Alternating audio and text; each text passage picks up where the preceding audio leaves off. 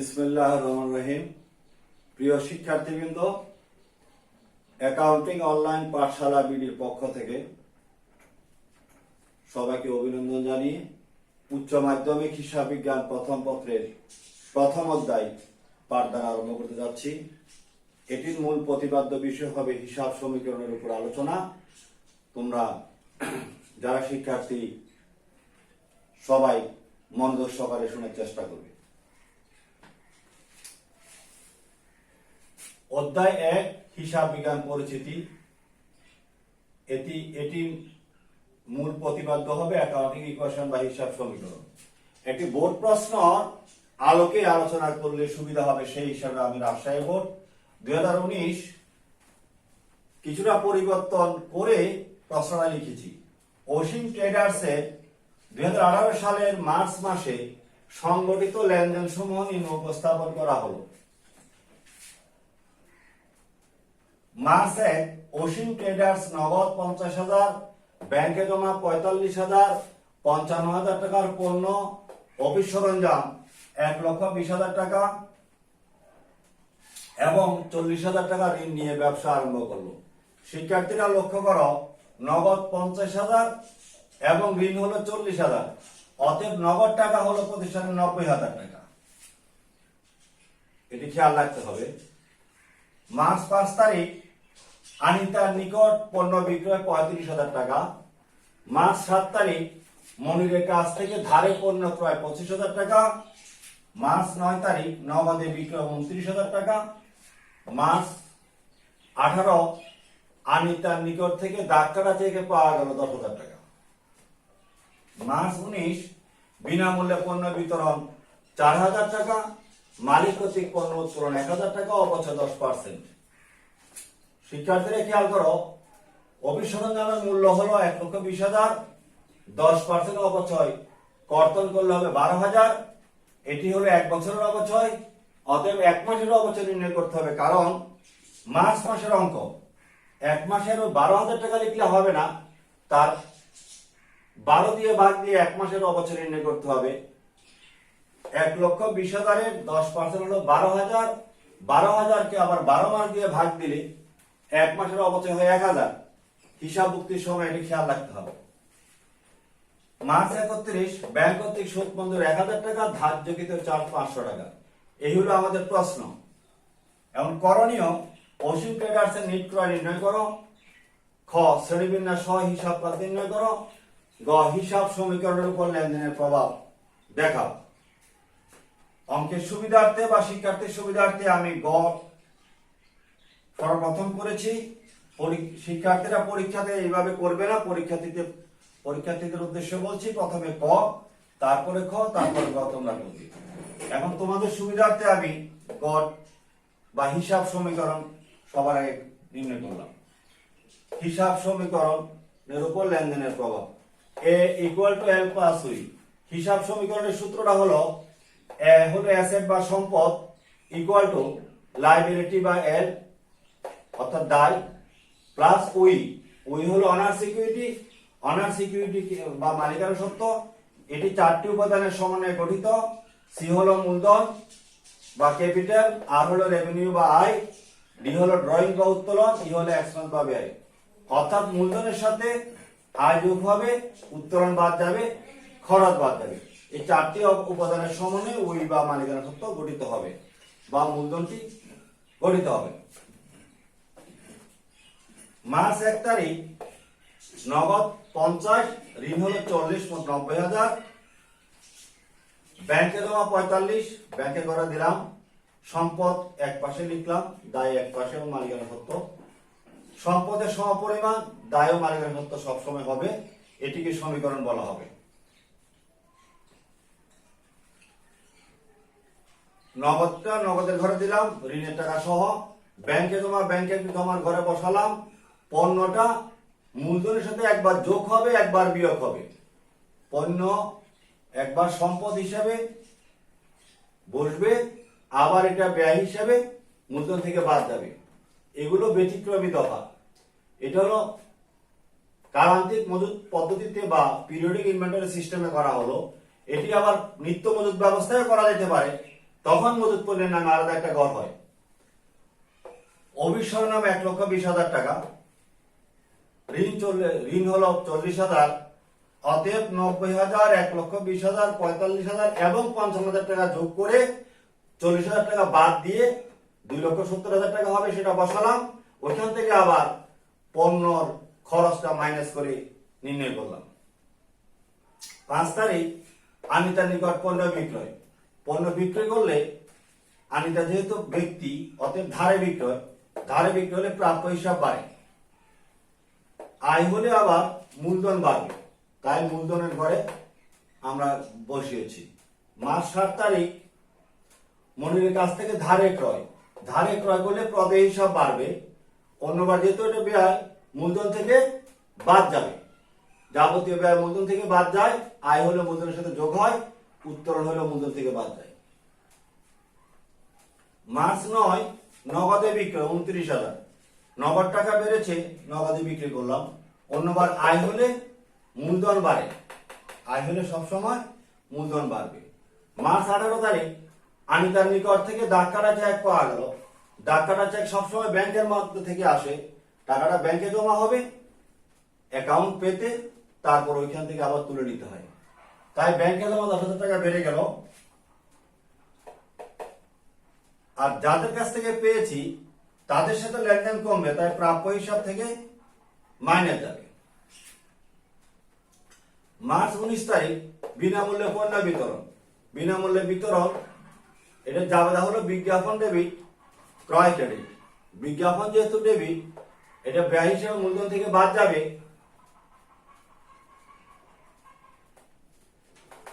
আর যেহেতু বিনামূল্যে পণ্য বিতরণ জাবেদা হলো বিজ্ঞাপন ডেবিট, ক্রয় ক্রেডিট। ক্রয় ডেবিট হলে মূলধন থেকে বাদ, ক্রয় ক্রেডিট হলে মূলধনের সাথে যোগ, এটি এই জন্য ক্রয় হ্রাস লিখেছি আমরা, এইটাও একটা ব্যতিক্রম। মালিক কর্তৃক পণ্য উত্তোলন, এইটাও একবার মূলধনের সাথে যোগ হয়, একবার বাদ যায়, জাবেদা হলো উত্তোলন ডেবিট, ক্রয় ক্রেডিট। অতঃপর অবচয় 10%, 1,20,000 টাকা অবিস্মরণ আছে আমাদের, 1,20,000 10% হলো 12,000, আর এক মাসের অবচয় হবে 1,000। এই 1,000 টাকা আমরা সম্পদ কমে যাবে, অবচয় করে সম্পদ কমে যায়, অন্যবার খরচ হওয়াতে মূলধন থেকে বাদ যাবে। ব্যাংক কর্তৃক সুদ মঞ্জুর। ব্যাংকে সুদ দিলে ব্যাংকে জমা বেড়ে যায়, তাই ব্যাংকে জমা একবার বাড়বে, অন্যবার আয় হলে মূলধনের পরিমাণ বেড়ে যাবে। দায়িত্বকৃত চার্জ, এতে ব্যাংকে জমা কমে যাবে খরচ হলে, অন্যবার ব্যয় হলে মূলধন থেকে বাদ যাবে। অতএব আমরা যোগ বিয়োগের করব। নগদ যোগ বিয়োগ 1,19,000, প্রাপ্য হিসেবে যোগ বিয়োগ 25,000, অবিস্মরণ দামে যোগ বিয়োগ করলে 1,19,000, ব্যাংকে জমা যোগ বিয়োগ করলে 55,500। টোটাল সম্পদের পরিমাণ হলো 3,18,500 সবগুলো যোগ করলে।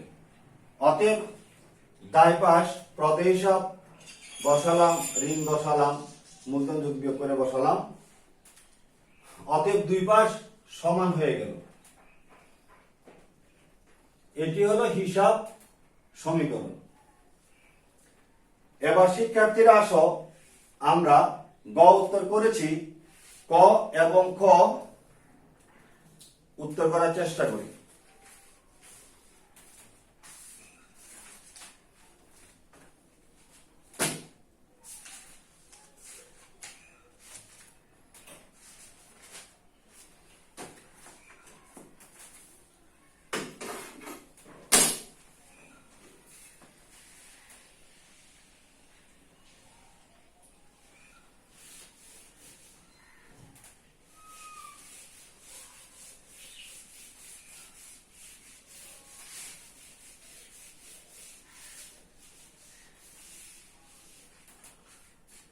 কতে বলেছে নিট ক্রয়ের পরিমাণ নির্ণয় করো।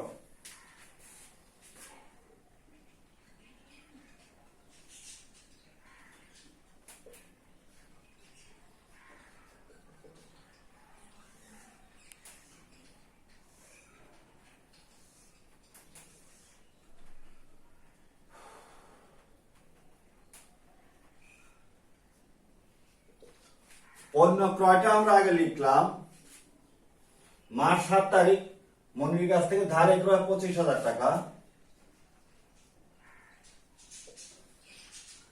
এখান থেকে বিনামূল্যে পণ্য বিতরণ হলে ক্রয় কমে যায়।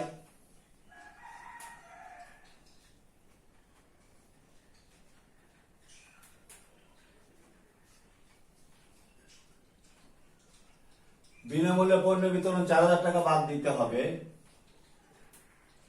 এবং মালিক কর্তৃক পণ্য উত্তোলন বাদ যাবে।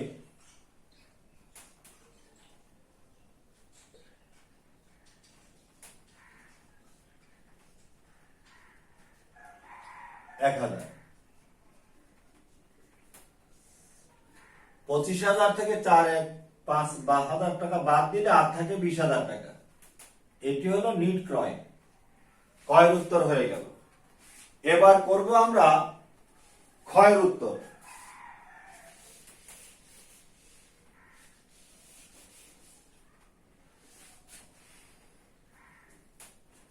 খতে বলেছে শ্রেণীবিন্যাস সহ হিসাব খাত।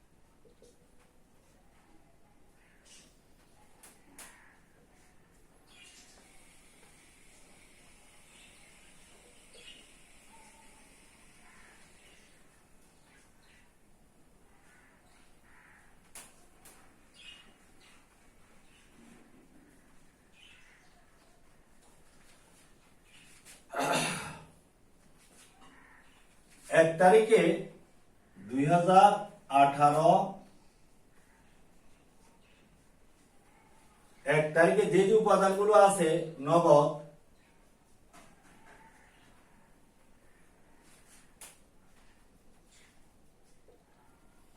নগদান হিসাব হলো সম্পদ, ব্যাংকে জমা,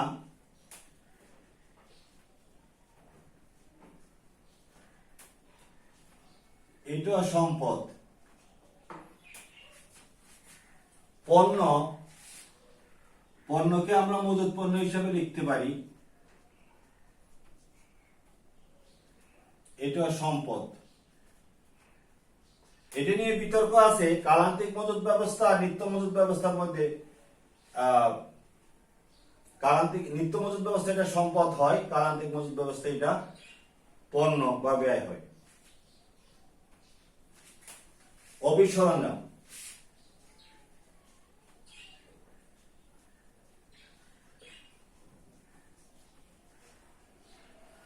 এটা সম্পদ।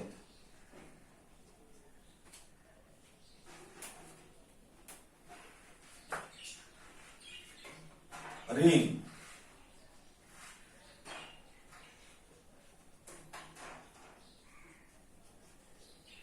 ঋণ হলো দায়। সম্পদের টাকা যোগ করে ঋণটা বাদ দিলে বাকিটা মূলধন বেরিয়ে আসবে।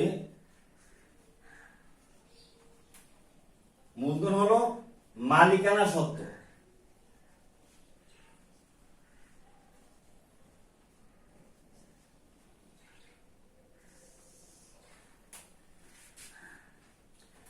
এরপর 5 তারিখ পণ্য বিক্রয়।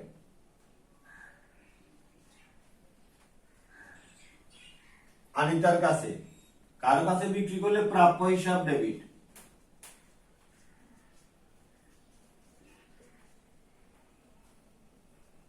প্রাপ্য হিসাব সম্পদ, বিক্রয় হিসাব ক্রেডিট। বিক্রয়টা হলো আয়। 7 তারিখ মনির কাছ থেকে ধারে ক্রয়,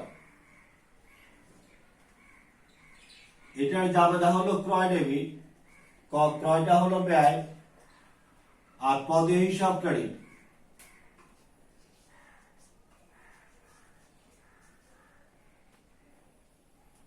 প্রদেয় হিসাবটা হলো দায়।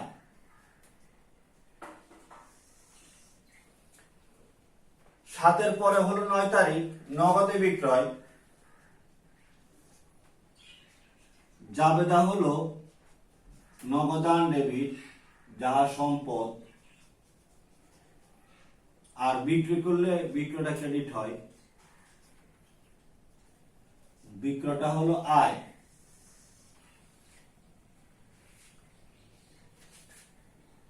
মার্চ 18 আনিতার নিকট থেকে ডাক্তার চেক পাওয়া গেল।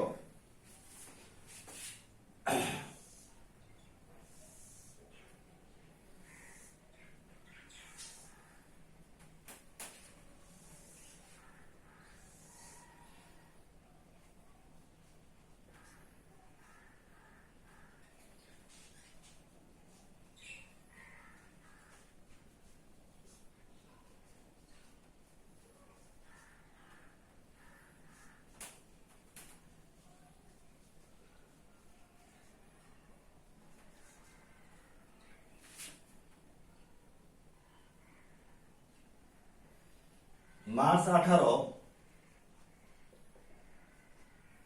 আনিতার কাছ থেকে ডাক্তারা চেক পাওয়া গেল।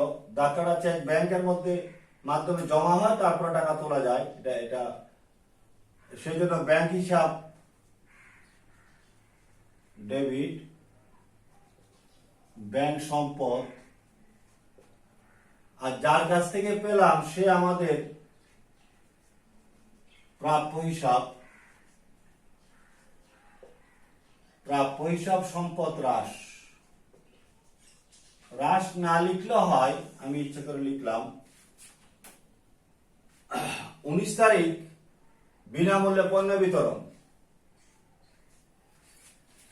জাবেদা হলো বিজ্ঞাপন ডেবিট,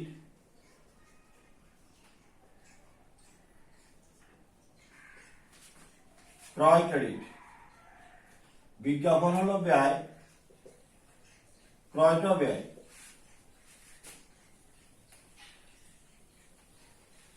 উনিশ তারিখ মালিক কর্তৃক পণ্য উত্তোলন।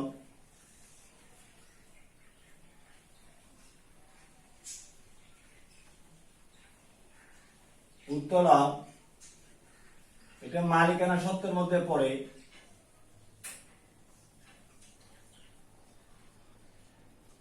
উত্তোলন ডেবিট,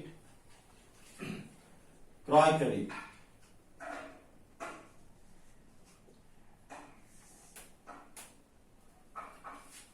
অবচয়, জাবেদা হলো অবচয় ডেবিট, পুঞ্জীভূত অবচয় ক্রেডিট।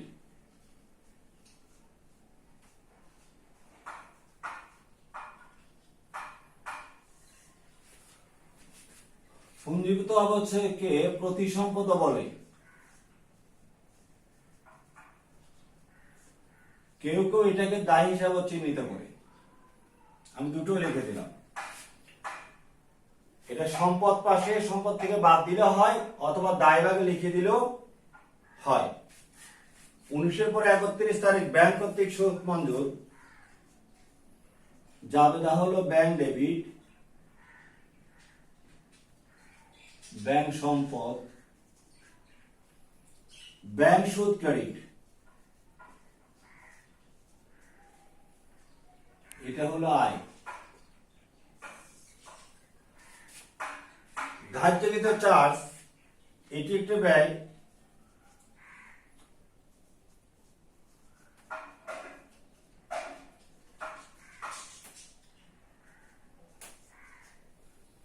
আর ব্যাংকে জমা কমে যাবে, ব্যাংক হবে ক্রেডিট। এটা হলো সম্পদ বা সম্পদ হ্রাস। শিক্ষার্থীরা আবার একটু মিলিয়ে নেই। নগদান, ব্যাংকে জমা, পণ্য হলো মজুদ পণ্য, অফিস সরঞ্জাম, ঋণ মূলধন। এই চারটা সম্পদ, এটা দায় বা বহিদায়, এটা মালিকানা সত্ত্ব। আনিতার নিকট বিক্রয়, বিক্রি করলে প্রাপ্য হিসাব বাড়ে, প্রাপ্য হিসাব সম্পদ, বিক্রি হলে আয় বাড়ে, আয়টা ক্রেডিট। মনির কাছ থেকে ধারে ক্রয়, ক্রয় ডেবিট, প্রদেয় ক্রেডিট। নগদে বিক্রয়, নগদান ডেবিট, বিক্রয় ক্রেডিট। মালিক কর্তৃক পণ্য